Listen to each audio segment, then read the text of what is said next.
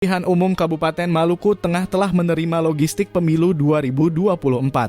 Logistik kepemiluan tahap pertama itu sudah berada di gudang logistik KPU yang berlokasi di Kelurahan Namasina, Kecamatan Kota Masohi.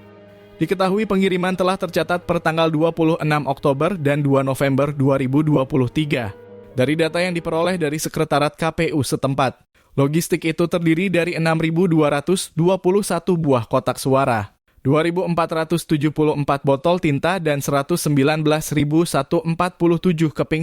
Sebelumnya, KPU dan Bawaslu setempat telah melakukan pemeriksaan dan penyortiran menyeluruh guna memastikan logistik yang dikirim aman dan tidak mengalami kerusakan.